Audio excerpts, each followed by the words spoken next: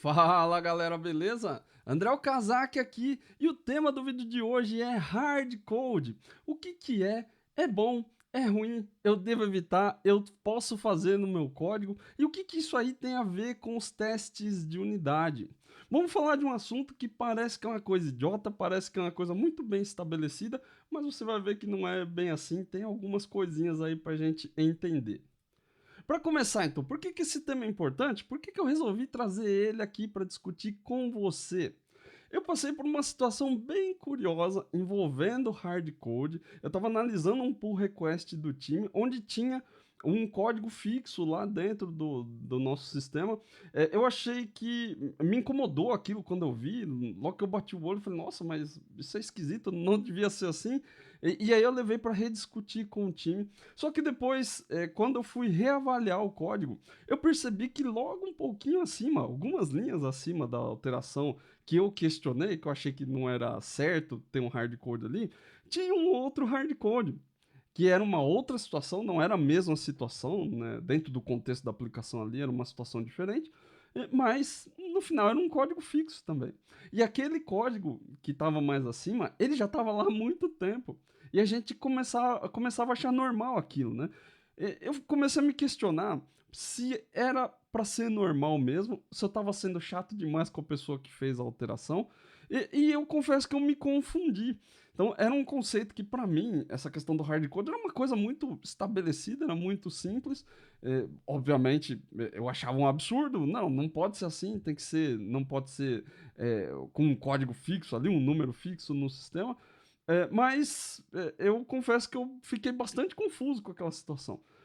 E aí eu resolvi pesquisar sobre o assunto, porque muitas vezes a gente tem conceitos, preconceitos na nossa cabeça, né, que parece que são muito estabelecidos porque a gente escuta falar, a gente lê e às vezes a gente acaba formando opiniões sem ter uma noção muito abrangente sobre o assunto, né? A gente tem uma visão muito fixa sobre algumas coisas, principalmente o pessoal de programação quando começa a mexer muito com o código, né, a gente acaba criando alguns dogmas internos aí, né? A gente começa a criar verdades absolutas. E com o passar do tempo eu comecei a perceber que, cara, não tem verdade absoluta na nossa área, né? Tem muita coisa aí que a gente faz e não sabe direito por que a gente faz. Tem várias coisas que eu aprendi durante a minha carreira aí que ninguém me explicou exatamente por que tinha que ser daquele jeito. O pessoal só falava, faz assim ou não faz assim que tá errado. E eu nunca parei para questionar. Então esse foi um dos casos. Quando eu me deparei com isso, eu resolvi pesquisar, resolvi estudar mais para ver e resolvi entender. Então, eu achei interessante trazer esse assunto para você, assim como eu percebi, né, para você conseguir perceber que às vezes tem coisas que parecem triviais, mas não são tanto quanto parece. A gente só não explora o assunto direito, não para entender. Um último ponto aí é que muitos devs realmente não sabem direito o que é. Como eu disse, na área a gente entra para programar, a gente pega ali, geralmente vai corrigir bug do sistema, ou vai fazer alguma funcionalidade nova ali, e muita coisa que a gente aprende, o pessoal não explica direito o que é. Né?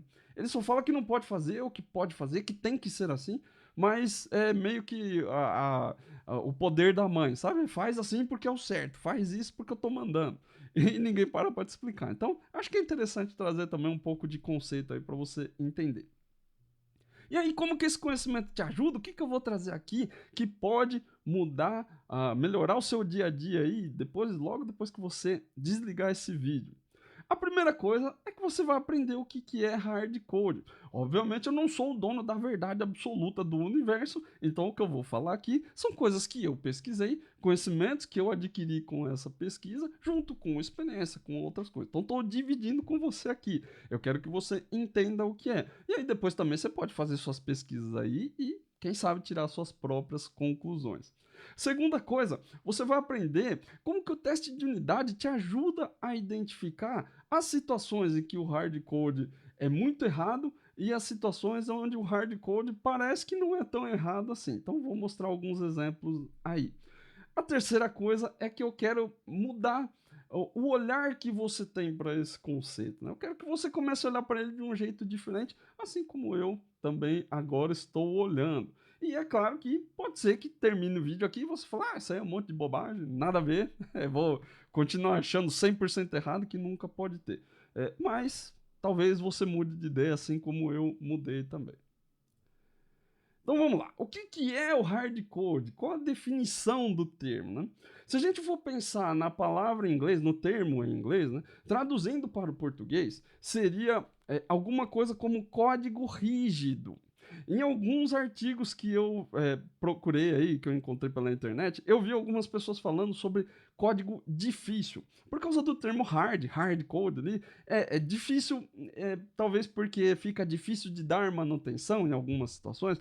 Eu acho até que faz parte ser difícil, né? Quando o código ali tem coisas fixas no código ali, fica um pouco difícil de mexer, mas acho que o termo original não era exatamente difícil, né? Não era a intenção do termo, não era falar que o código é difícil de mexer.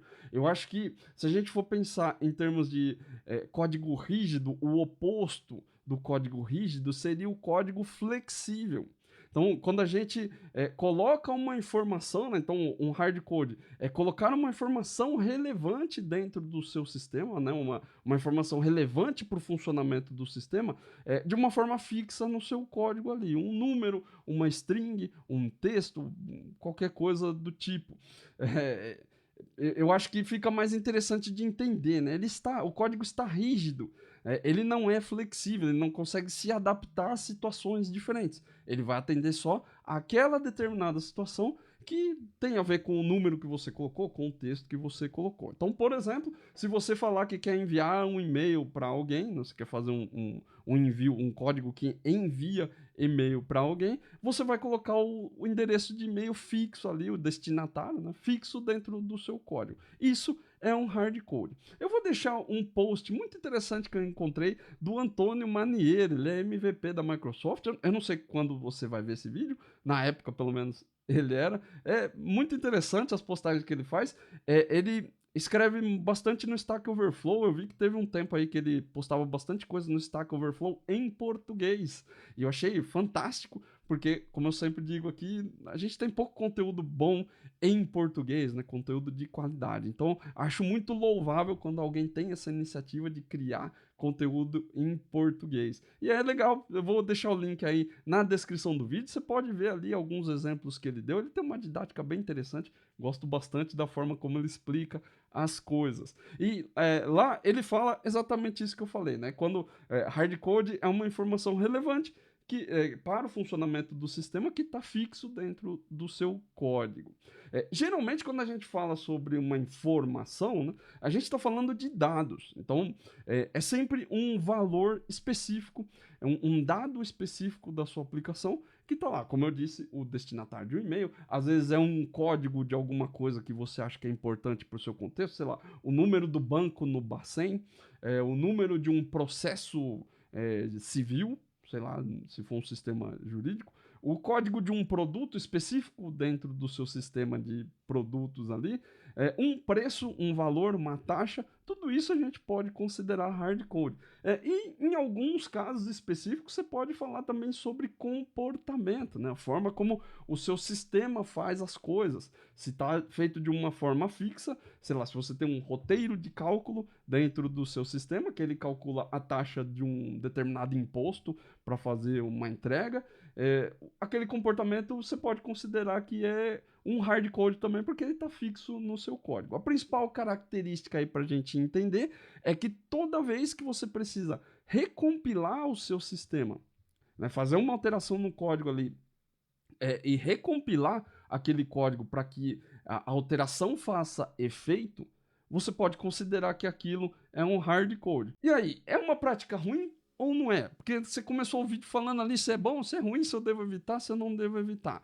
E todo mundo fala exaustivamente que é uma prática ruim e que a gente deve evitar a todo custo ter hardcodes no nosso código. Como sempre, a resposta para essa pergunta é depende. Tudo que você fala aqui no canal depende. Que chatice da porra. É uma chatice, porque, como eu sempre digo, As coisas não são verdades universais. Nem tudo que a gente olha aqui são verdades, grandes verdades, ou verdades absolutas, para todos os contextos. Depende muito. É claro que, na maioria dos casos, eu acredito ainda que é ruim mesmo você ter um hard code. Se você tem um sistema que faz um cálculo de frete e para cada região tem um valor fixo do valor do frete lá, provavelmente é melhor você colocar isso dentro de uma tabela. E aí você consulta a tabela, se você precisar mudar aquela taxa, você altera a carga da tabela, seu sistema vai reagir de acordo com a taxa que ele encontra. Mas acho que esse é o primeiro ponto do nosso depende. Então, na maioria dos casos, sim, é ruim. Eu ainda acredito que seja ruim. Só que você precisa entender que colocar essa informação dentro da aplicação é uma coisa muito simples. Então, se eu tiver que colocar uma tabela de taxas dentro do código, é muito fácil eu fazer essa tabela. Mesmo que você fale que tem zilhões de linhas lá, é muito simples. É só você escrever um monte de linha de código. De repente, você pode até escrever no Excel ou gerar uma macro para, sei lá, para copiar seu código. Não é tão difícil quanto parece. Agora, se você tirar da aplicação, isso implica em ter que criar uma estrutura para essa informação. Eu sei que muitas vezes, principalmente aí quem está começando, às vezes não tem a ideia de como funciona você ter que criar uma estrutura de dados dentro de uma empresa. Porque quando você está estudando, é tudo muito simples. Você simplesmente vai lá, cria uma tabela, você tem acesso ao banco. O seu banco, você está estudando ali, né? Provavelmente seu banco não tem senha. Você tem acesso de dropar o banco se você quiser. Você pode fazer um monte de coisas. Quando você está dentro de uma empresa, só o fato de criar uma coluna nova dentro de uma tabela, um campo novo dentro de um documento, pode gerar algumas burocracias internas. Se você trabalha numa empresa grande, muitas vezes você não pode usar migrations, por exemplo, do C# com o Entity Framework ali. Muitas vezes a gente não tem acesso full à base de dados. Às vezes você tem acesso, claro, se você instalar essa base na sua máquina, se você usar ela como uma imagem Docker, por exemplo, ou às vezes até num ambiente de desenvolvimento, um ambiente onde o desenvolvedor é livre para mexer e fazer o que ele quiser. Quando chega em ambiente de teste, num ambiente de homologação, um ambiente de aceite, um ambiente de aceitação ali, geralmente o acesso é mais restrito. E em produção, ainda mais restrito, principalmente agora com LGPD e tudo mais, segurança de dados. É muito comum que você nem tenha acesso à base de produção. Então, se você precisar fazer alguma manutenção ali, o simples fato de, por exemplo, criar uma tabela com migrations, criar uma coluna que seja, já não vai ser uma coisa que você pode fazer via aplicação. Depende, claro, da maturidade que a empresa tem, de como ela enxerga esse tipo de coisa, mas às vezes você precisa pedir para um outro time. É um time de DBAs que faz essa alteração. Às vezes existe um time de governança de dados que precisa controlar a informação que entra na base, porque ela precisa reportar para áreas de compliance, precisa reportar para outras áreas, precisa espalhar essa informação em data warehouses, em data lakes. Às vezes são coisas complexas. Né? E no nosso mundinho de dev aqui, tudo é muito mais simples. Né? Mas às vezes não é tão simples quando você vai para uma empresa um pouco maior. Então, fora que isso também, eu tô falando aqui só de burocracias, né? E aí você pode estar falando, mas isso aí é uma porcaria, porque DevOps e porque não sei o quê. Não é bem assim que funciona no mercado de trabalho, infelizmente. Você não vai achar uma empresa que é super, hiper flexível em todos os lugares do Brasil aí, ou do planeta, sei lá. Isso é um ponto. Um outro ponto é que muitas vezes também a gente fala de criar estruturas, isso mexe com o fluxo de negócio também. O fato de você criar uma tabela nova, por exemplo, pode implicar em ter que criar um cadastro novo. Como é que você vai alimentar essa tabela? Será que é uma carga que você mesmo, como uma pessoa de tecnologia, vai dar essa carga?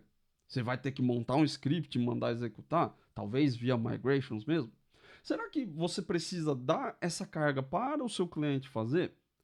E ele vai... Será que ele tem acesso ali? Ele vai saber fazer um cadastro via SQL? Ou será que você precisa fazer uma tela, construir um cadastro, e aí ele vai poder entrar lá, fazer o cadastro que ele precisa. Às vezes a gente fala de um cadastro, mas é um CRUD, é uma coisa simples. Às vezes não é tão simples. Às vezes você vai ter que criar uma tabela com 1000 linhas. Será que ele vai conseguir dar manutenção de 1000 linhas? Será que você vai ter que criar um esquema específico para lhe dar carga nessa tela aí? De repente carregar num Excel e aí importar esse Excel dentro do sistema e fazer o sistema carregar para ele? Será que ele precisa abrir a tela em forma de células ali, né, como colunas, e ele clica na coluna e faz a edição? E aí você vai precisar de uma UX mais elaborada? Não dá para saber, depende muito do contexto. Então, muitas vezes, criar uma estrutura de informação não é tão simples quanto você imagina. E às vezes vale a pena e às vezes não vale a pena do ponto de vista do custo. E eu acho que é isso que é importante de entender e que é um pouco mais complicado de julgar. Mas veja bem, não estou dizendo que o seu sistema tem que ser tudo com hard code porque é mais fácil e custa mais barato. Não é isso. Até porque muitas vezes não custa mais barato, né? Às vezes fazer uma manutenção e fazer deploy da aplicação é mais custoso do que ter o cadastro. É só uma questão de analisar o contexto. E é por isso que eu disse que depende. Não é uma resposta tão simples quanto a gente imagina. Tem coisas que são um pouco mais óbvias. Por exemplo, se você tem lá, precisa fazer um loop nos dias da semana. Você precisa de uma tabela para guardar as informações dos dias da semana? Quais são os dias? Quantos dias tem? Não precisa. É óbvio que vai ter 7 dias. Se um dia aparecer alguém que vai falar, não, agora a semana tem 8 dias, tem 6 dias, sei lá. Isso não é uma alteração tão trivial assim, né? Então, um monte de coisa vai mudar e a alteração do seu sistema é uma das coisas que você vai ter que se preocupar menos. seu ritmo de vida vai mudar, um monte de coisa vai mudar. Então, não é uma coisa que você precisa dedicar tempo para fazer. Você pode deixar hard-coded lá. O nome dos dias, o nome do dia da semana não vai mudar. Por que eu preciso deixar isso dinâmico? Não tem necessidade. Os meses, quais são os nomes dos meses? Tem 12 meses no ano, vai aparecer 13 meses em um ano? Não vai. Tem meses que tem 28 dias, você sabe que é fevereiro que tem. Tem meses que tem 30 dias, tem outros que tem 31 dias. Todas essas informações não precisam ser dinâmicas. Você pode deixar fixo no seu código. Agora, dentro da sua aplicação, pode ter coisas muito parecidas com os dias da semana, mas que estão dentro do contexto da sua aplicação, estão dentro do contexto da sua empresa. Imagina, por exemplo, que a gente fala muito sobre produto, né? O cadastro do produto, porque tem um código do produto. E aí se você vê lá o código do produto, 1545, e você vai olhar para aquele código e vai falar, nossa, mas por que isso está fixo aqui? Não pode, está errado. Dependendo da situação, pode sim estar errado. Acredito eu que na maioria das vezes vai estar, mas em algumas situações não. Por exemplo, se você tem um sistema, uma empresa, que faz venda de 3 produtos só, será mesmo que você precisa de um cadastro? Onde você vai colocar a foto do seu produto, você vai pôr um código, você vai pôr um preço? Você só tem 3 produtos para vender. Você precisa mesmo disso? Provavelmente não. Agora, se você quer crescer o sistema, talvez depois de um tempo que você está fazendo isso manual, de repente aparece a necessidade de ter um cadastro. Um outro ponto também para você pensar, fluxos de negócio. Eles geralmente são hard-coded. Porque a empresa ela tem um processo, ela tem uma forma de fazer as coisas. E aí, se essa forma muda, o sistema precisa mudar para acompanhar. Então, esse é um hard code, vamos colocar assim, né? Porque é uma informação relevante que está lá no sistema. É claro que não é um código específico, né? É um conjunto de codificações ali, mas ele cai no mesmo esquema aí. Se você quiser alterar esse comportamento, esse fluxo de negócio, você vai ter que recompilar a aplicação e fazer a implantação de novo. Agora, tem muitos sistemas onde os fluxos de negócio são customizáveis. Então pensa num sistema que faz cadastros de workflows, por exemplo. Esse sistema precisa ser flexível. Você cria um sistema para desenhar fluxos. Então ele vai ser flexível. Agora, pensa no trabalho que não dá criar um negócio desse.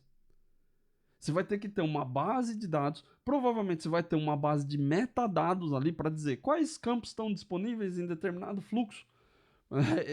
É uma coisa bem complexa de se fazer. Todo mundo gostaria de entregar sistemas mega dinâmicos, onde o seu cliente pode cadastrar tudo e fazer tudo o que ele quiser. Mas é super difícil fazer isso, é muito caro, é custoso para manter, é custoso para construir. E em muitos casos não vai atender tudo que o seu cliente precisa, não resolve o problema dele. Veja que ter customizações demais vai custar mais. E isso falando de fluxos de negócio e também de códigos fixos. Quanto mais customização você tiver, né, quanto mais flexibilidade você quiser oferecer, mais isso vai custar. De novo, não estou reforçando aqui que você tem que fazer hardcode de tudo no seu sistema. Você só tem que lembrar que tirar da aplicação implica em criar uma estrutura. E essa estrutura pode gerar mais trabalho do que você imagina. Essa é uma das coisas que eu quero que você pense bastante. Tenho refletido bastante sobre esse ponto. Muitas vezes não vale tanto a pena tirar um hardcode que você imaginava. Porque às vezes esse hardcode não é tão ruim quanto você pensou. Eu acho que esse que é o ponto. Tem que entender o contexto para fazer bons julgamentos. Se você acha que você não tem esse bom julgamento, você não consegue entender o contexto, conversa com o seu time, troca uma ideia com todo mundo, com as pessoas mais experientes, conversa com o seu cliente. Será que existe a necessidade disso ser dinâmico? Isso vai mudar? Tem problema se isso mudar e eu tiver que recompilar o código? Talvez tenha, talvez não tenha. Então, são coisas para você avaliar. Como eu disse, eu quero trazer coisas para você pensar, formas de olhar para a coisa de um jeito diferente. Bom, e o que isso aí tem a ver com teste de unidade, né? Porque daí falei bastante aí sobre hardcode e tal, mas aqui é um canal onde falamos sobre qualidade de software para programadores. E o que isso tem a ver com teste? Toda vez que você testa um determinado código ali, você testa o comportamento desse código. Você nunca testa o dado que está dentro do código, ou melhor, o dado que passa pelo código, né? E isso é um conceito muito importante para você entender o quanto você precisa de dados de produção para testar. Muita gente me pergunta, muita gente fala que não consegue fazer teste porque eu preciso do dado de produção, porque deu bug só em produção e não no ambiente de teste, e aí deu pau por causa de um dado específico e eu não tenho esse dado e eu não consigo debugar. Em algumas situações, não vou dizer generalizar aqui, não vou dizer que isso é sempre mentira, ou que é sempre verdade, não é. Cada situação é uma situação diferente, mas eu arrisco a dizer aí que em 90% das vezes, em 9 a cada 10, né, você não precisa dos dados de produção para fazer teste nenhum. O que você precisa é entender como o código se comporta. Então, sempre que você estiver fazendo teste de unidade, você tem que pensar em testar o requisito. E aí, testar o requisito implica em verificar como o código se comporta.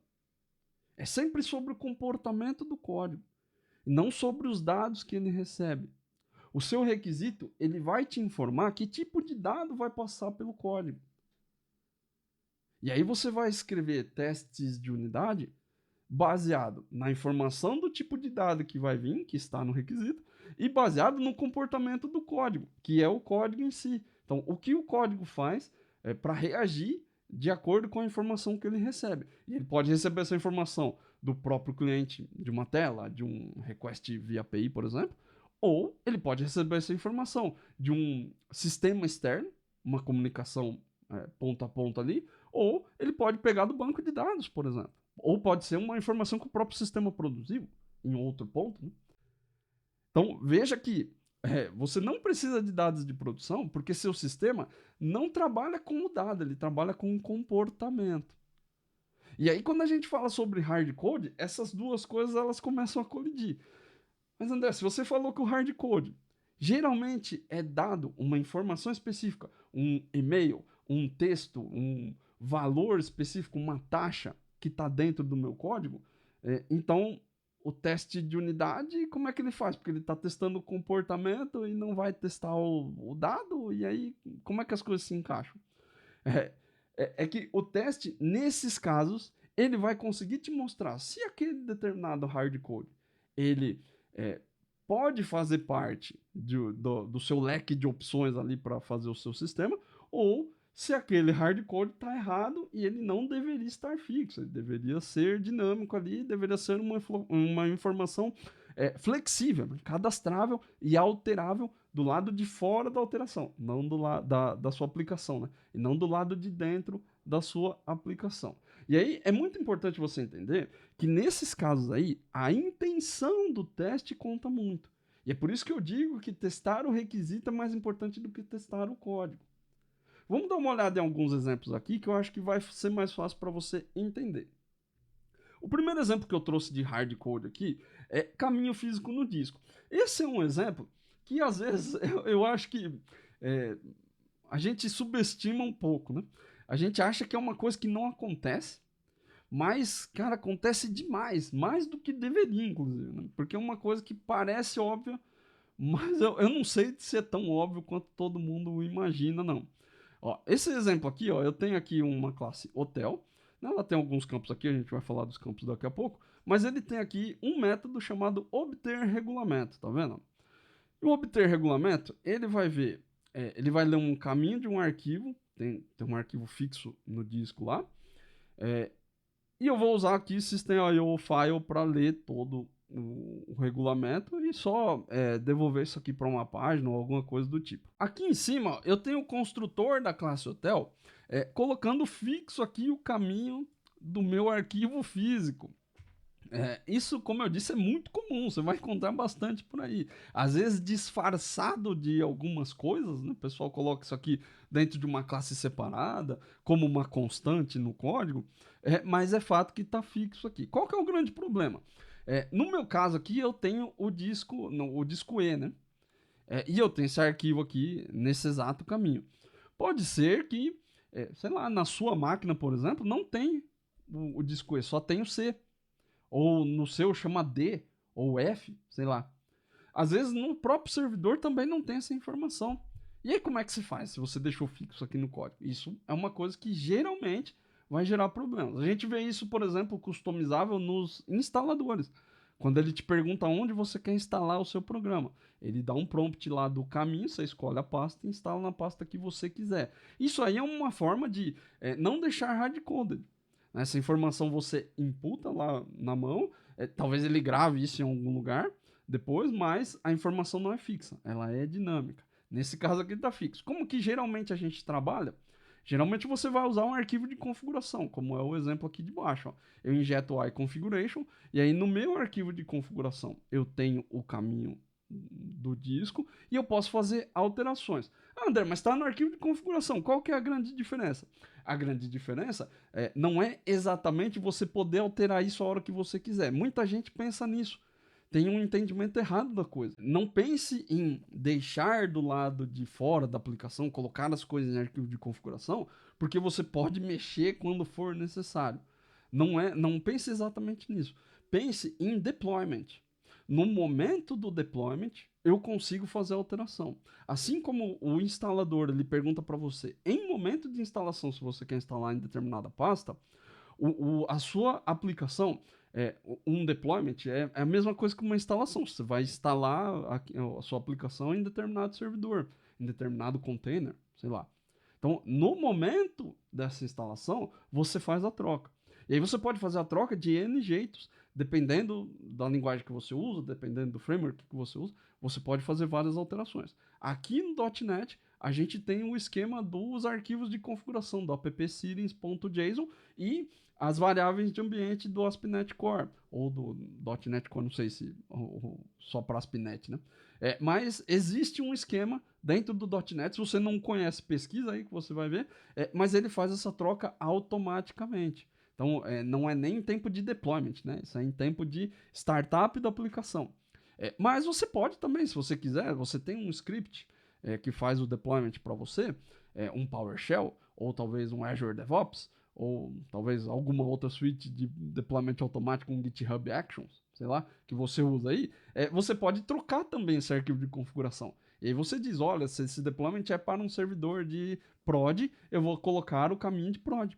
E você faz essa troca aqui no momento de deployment ou em momento de startup, que é o caso do ASP.NET. Então, geralmente é dessa forma que a gente faz a troca. Então, lembra sempre que não é para alterar na mão.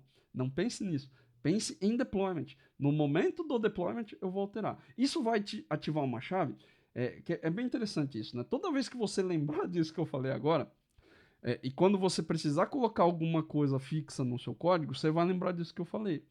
Ah, mas então será que isso tem a ver com o ambiente? Se tiver a ver com o ambiente, provavelmente é arquivo de configuração. Não é banco de dados, não é. Aqui a gente está falando de um caminho de um arquivo. Às vezes não é um caminho de um arquivo, é uma outra informação que pode ser configurável. Mas quando ela muda por ambiente, você vai usar um arquivo de configuração, provavelmente.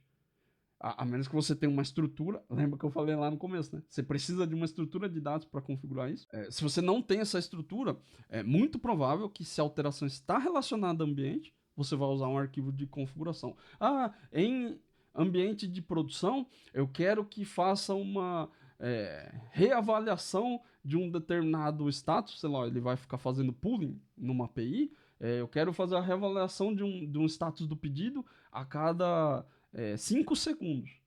Mas em ambiente de teste, eu quero que faça só a cada 20, 30 minutos, porque eu não preciso ficar chamando toda hora, não precisa ser automático. Né? Então, essa é uma configuração que diz respeito ao ambiente.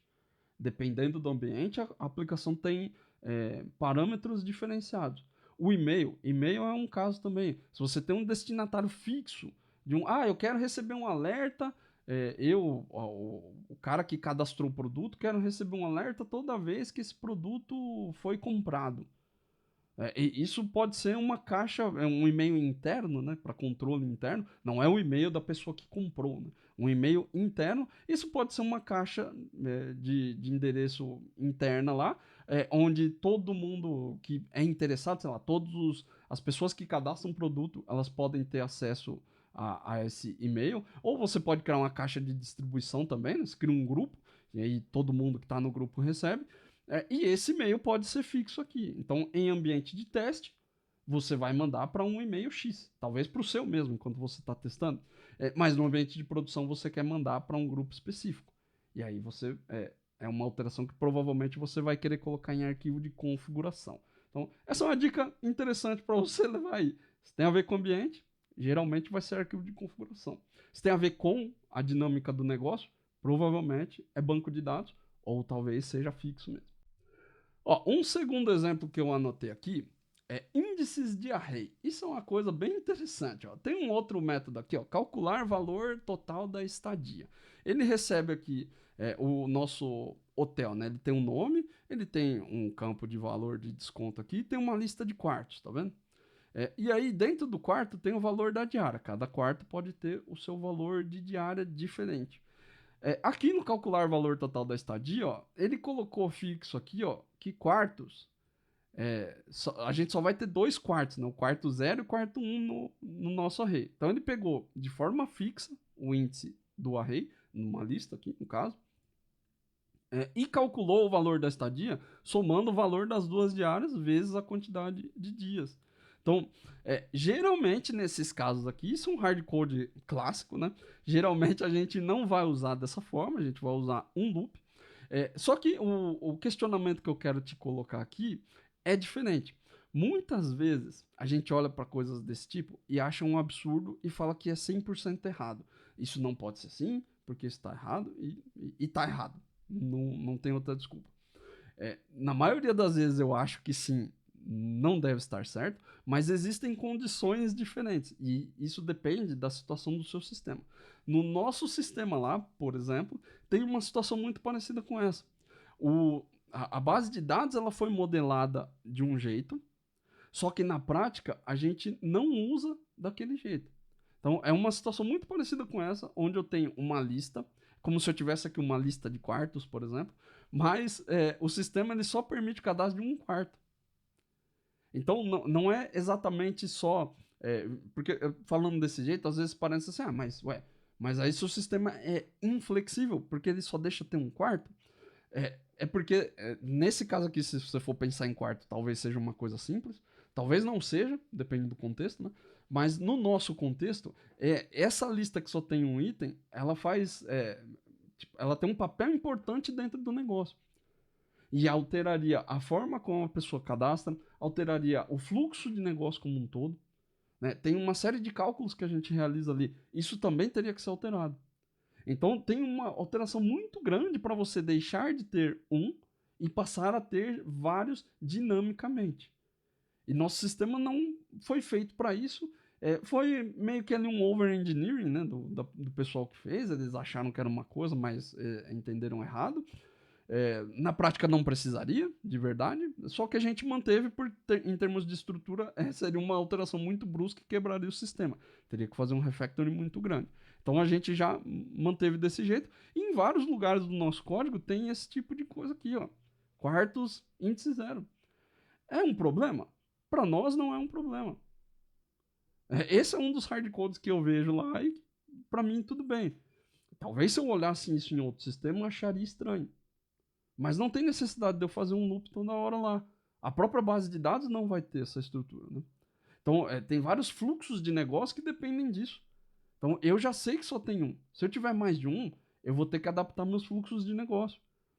Então, não tem necessidade, não é uma alteração pequena. Então, o custo de fazer essa alteração e deixar dinâmico é muito alto. Apesar da base de dados suportar, apesar de um monte de outras coisas, a gente julga que não vale a pena. Então, esse é um dos casos. A importância do teste, né? Como eu tinha dito lá no começo desse bloco. Se você pegar aqui um teste como esse, por exemplo, deveria calcular valor total da estadia. Veja como o nome importa muito, calcular valor total da estadia. Esse teste aqui ele passa porque veja que ele seta 2/4. Tem que ter 2. Não é que pode ter 2 ou pode ter 1, porque eu não estou perguntando se tem 2 aqui. Ó. Ele está fixo com 2. Então nesse caso aqui são 2. O nosso teste ele não está direcionando para ter 2/4. Apesar do código do teste deixar isso claro aqui, ó, o teste não deixa exatamente claro se faz diferença ter 2/4 ou se não faz diferença. Então, por isso que eu disse lá no começo que a intenção do teste importa muito. Se você tem uma situação dessa, esse teste aqui, ó, ele deixa aberto que a lista é dinâmica. Como que você faria isso de um jeito melhor? É só você especificar aqui, por exemplo, no nome do teste. Deveria calcular valor total da estadia com 2/4. E aí, você precisa fazer um outro teste. Deveria retornar erro ao calcular valor da estadia com 1/4. E depois, outros testes. 100/4 e talvez até com 3/4. Então, o seu teste precisa deixar explícito que o funcionamento da coisa é fixa. Se você não explicitar isso no seu teste não está testando a intenção do código. Né? Ele não está testando o requisito. Muitas vezes, em muitas situações, você vai bater nisso aqui, ó, como se fosse um requisito do sistema. Precisa ter 2/4. Precisa ter. É claro que a sua modelagem, de repente, poderia ser colocar o quarto como um campo, 2 campos de quarto aqui, né? Ao invés de pôr uma lista. De repente pode ser. Mas foi uma opção de design. Não acho ruim fazer desse jeito, não. Não acho que precisaria colocar quarto 1, quarto 2. Desde que você explicite isso dentro dos seus testes. Então veja como a modelagem do teste aqui deixa tudo mais claro, mais nítido, né? Mais limpo. Você entende aqui, ó, tem que gerar erro. Ah, mas por que tem que gerar erro? Cara, aí você pergunta para quem pediu. Existe um requisito aqui, você pode deixar um comentário aqui de alguma coisa no seu teste, sei lá, ou no seu código também. Aí você pode documentar de outros jeitos. Mas é muito importante que seu teste coloque a intenção da coisa. E é por isso que, não canso de repetir aqui, a importância de você testar requisitos e não o código. Se você testar o código, você vai fazer teste igual esse aqui, ó. E aí seu teste vai ficar meio aberto demais, né? Ele não está explicando o uso do sistema. Ele só está testando o que o código fala que faz. Um outro ponto aqui, ó, valores fixos, né? Como a gente falou. Aqui eu tenho um exemplo. Ó. A taxa da reserva. Aqui também está fixo o valor da taxa, tá vendo?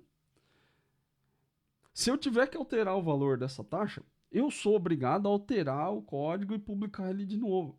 Se essa taxa que ela possa ser 1.2 para um quarto comum e 1.3 aqui nessa situação, eu sou obrigado a compilar e publicar de novo. Ah, André, esse obviamente é um caso que não pode ser fixo.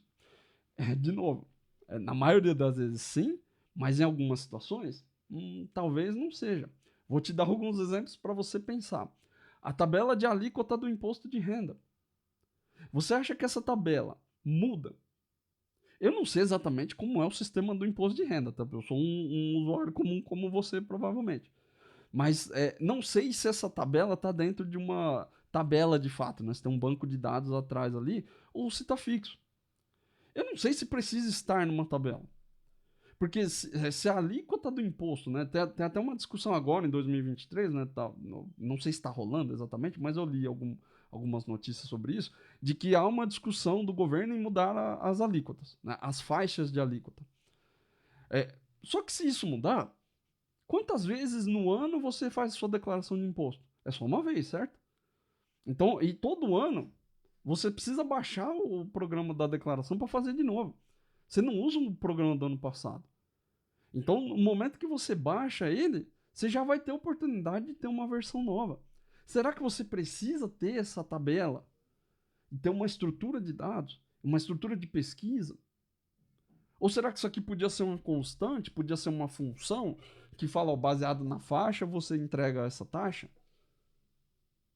Às vezes não tem necessidade de ter uma estrutura de dados.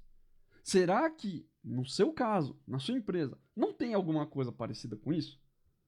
Não tem nada que é muito fixo? Principalmente quando a gente fala de imposto federal, né? IOF. Eu sei que não estou incentivando você a colocar esse tipo de imposto hardcode no seu código. Mas existem situações, provavelmente na sua empresa, em que isso é uma realidade. Que você não tem alterações constantes. Agora, se você muda uma vez, você colocou lá uma vez, na primeira vez no seu código, colocou fixo. Depois de, sei lá, 3 meses você teve que mudar. E você teve que fazer uma publicação. Depois de 6 meses você teve que fazer de novo. E aí teve que fazer outra publicação. Será que você precisa? Será que já não vale a pena fazer publicações porque elas são raras? Às vezes vale a pena deixar fixo e fazer a publicação. Às vezes para você fazer a publicação é muito custoso. Você tem que fazer na mão, você não tem um sistema de deployment automatizado. E você tem que fazer na mão, você tem que fazer o build na sua máquina, você não sabe direito se vai funcionar ou não. Aí tem um custo, então talvez seja melhor colocar isso em outro lugar. De repente pode ser até um arquivo de configuração. E aí você altera manualmente lá. De repente. Ou você cria realmente uma estrutura porque vale a pena. Se de repente você parou de fazer manutenções semestrais e começou a fazer manutenções mensais. Depois elas viraram semanais.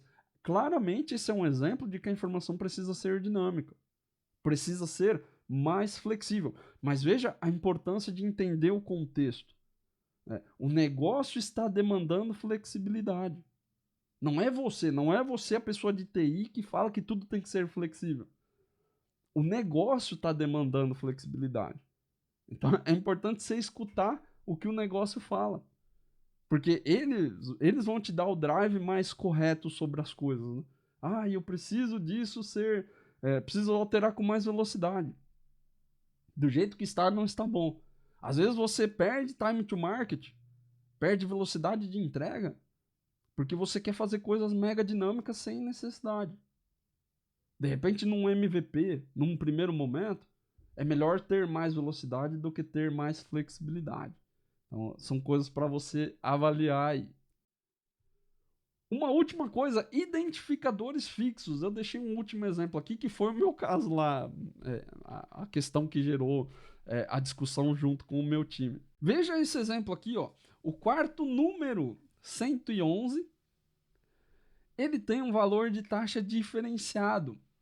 Então imagina que você tem um hotel lá, seu hotel tem 20 quartos, mas o número 111 é diferenciado. Ele tem, sei lá, mobílias diferentes, uma decoração diferente, tem uma varanda, tem, sei lá.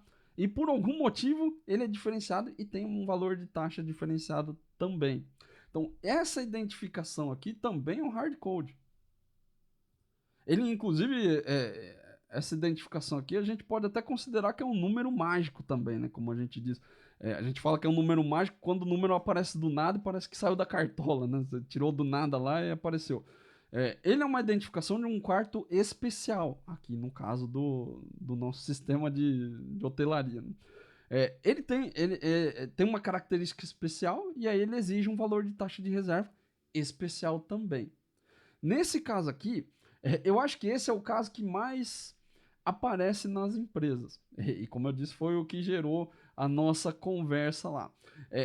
É uma identificação que a gente precisa tomar um certo cuidado, nem para ir pro mais espartano, ou seja, tudo tem que ser mega dinâmico, e não posso ter identificadores fixos no meu código, e também o zero dinamismo ali, né? Tem que ser tudo fixo porque isso aqui não vale a pena ter. Precisa haver um balanço, precisa ter uma análise. Nesse caso aqui, algumas coisas para você pensar. Se eu tiver falando sobre características de determinado objeto, muitas vezes é melhor colocar isso no banco de dados, porque está apoiado em características. E aí alguns objetos têm, outros objetos não têm. Então, se eu tenho uma taxa diferenciada aqui, ó, eu posso, de repente, colocar um campo chamado valor de taxa diferenciada. E todo mundo é 1, porque ele vai multiplicar aqui, né? E nesse aqui é 1.3. Eu posso também criar um indicador, né? O quarto tem valor de taxa diferenciada. É uma opção também. E aí, essa taxa você pode fazer ela vir do banco, pode ser fixa, se você achar também que deve, mas você pode colocar um if aqui, ó, if quarto tem taxa diferenciada, aí você aplica. Isso são situações diferentes. Outras situações, para você pensar aí, é quando determinada coisa, determinada identificação, né, muda as características do fluxo de negócio. Então, se eu falar aqui que para o quarto número 1, o roteiro de cálculo aqui ó, é diferente, ao invés de calcular o valor da estadia, eu preciso calcular outras coisas também, de repente já não é uma ideia tão ruim ter essa identificação. De novo, pode ser uma característica. Né? Quartos que têm roteiros de cálculo diferenciado. Você coloca um campo lá e resolve o seu problema? Às vezes sim. Às vezes esse cadastro ele demanda uma estrutura diferenciada. E às vezes não vale a pena. Estar desse jeito aqui talvez não seja a melhor das coisas que a gente pode fazer. Né? Você pode de repente colocar isso numa constante para evitar o código fixo aqui, né? E evitar o número mágico. De repente você pode colocar essa característica dentro do próprio quarto. Quarto ponto é o quarto especial. E aí lá dentro da classe quarto, que é uma classe de negócio, você coloca esse identificador 111, e aí você não precisa colocar esse if igual a 111 em todo lugar, você passa só a perguntar se é especial, e aí elimina a necessidade de ficar colocando esse código 111 em todo lugar. Tem várias opções para você seguir. Tudo isso entra na sua análise de como você tem que fazer e como você acha que é melhor modelar.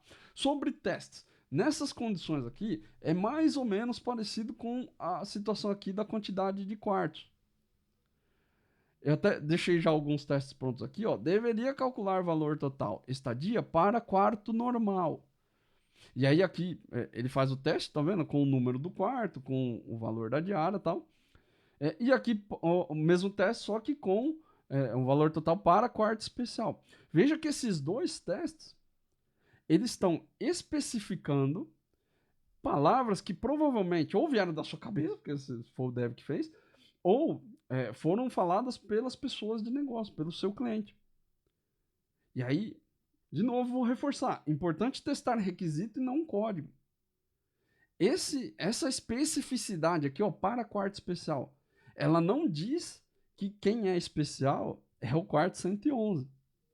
Ela diz que existe uma condição de alguns quartos que são especiais. Então, nesse caso aqui, era melhor ter feito um campo na base de dados dizendo que o quarto é especial. Ou talvez, se for fixo, né, você usa o método aqui é especial, alguma coisa do tipo. Mas nesses casos aqui, é melhor você especificar o número que você usou lá. Deveria calcular para o quarto especial 111. Fica bem específico. Aqui você está denotando a intenção do teste. Não é qualquer quarto, é a identificação do quarto 111.